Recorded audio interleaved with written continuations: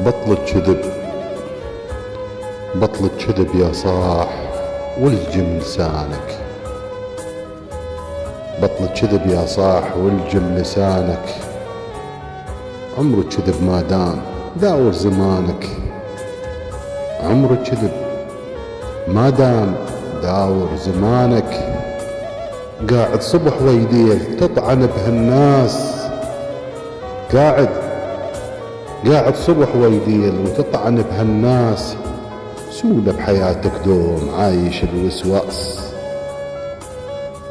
لا تنصح المقطوم، لا تنصح المقطوم تحاكي الحياطين. لا تنصح المقطوم تحاكي الحياطين. مركوب حد الموت بيه الشياطين. مركوب حد الموت بيه الشياطين. ومع الأسف طبعا عذرا من كل الإخوان والأخوات، لربما هذا بعض الكلام شوية بيه خشونة، لكن اكو ناس يا اخوان والله لو تقعد تنصح بيه ليل نهار ما فايدة، تنفخ قربة مقطوعة مثل قلت اخوتنا المصريين، مثل اللي يشيل الماي بالمنخل.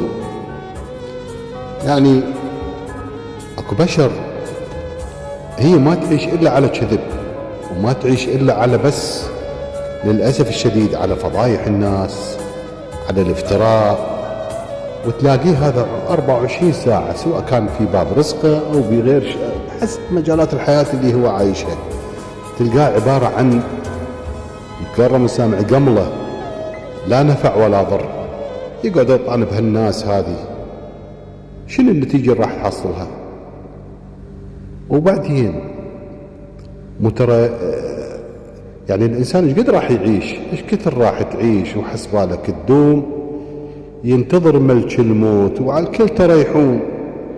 بس اكو بعض البشر مثل ما قلت انه ماكو فايدة بالكلام وياه، وحتى لو تنصحه يعني يتصور انه عدم الرد عليه لما يفتر على الغير، لما يقعد يقطع بمصارينك، يتصور انه انت اذا ما رديت عليه يتصور هذا ضعف.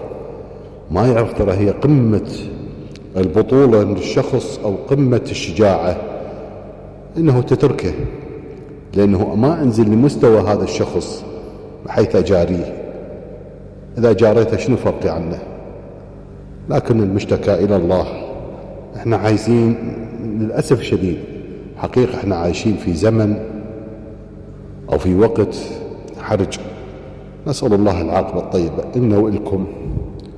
اللهم ربي يجفينا ويجفيكم شر الأشرار وكيد الفجار ومن طوارق الليل والنهار. نسأل الله حسن العاقبة لا أكثر ولا أقل، ويكفينا هذا شر الكذاب اللي قاعد يصطنع بس أشياء من ضمن خياله في سبيل يطعن بالمقابل، وهذا ما يعيش إلا على هالفضائح، على الكذب، لأنه مريض. وسبحان الله ما طمعنا غير بس الترابات، بس هو اللي يفكر بالترابات ويفكر بالموت ما يوصل هالمرحلة هذه.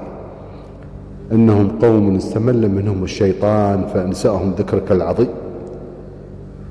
لا إله إلا الله محمد رسول الله. نسأل الله حسن العاقبة حقيقة.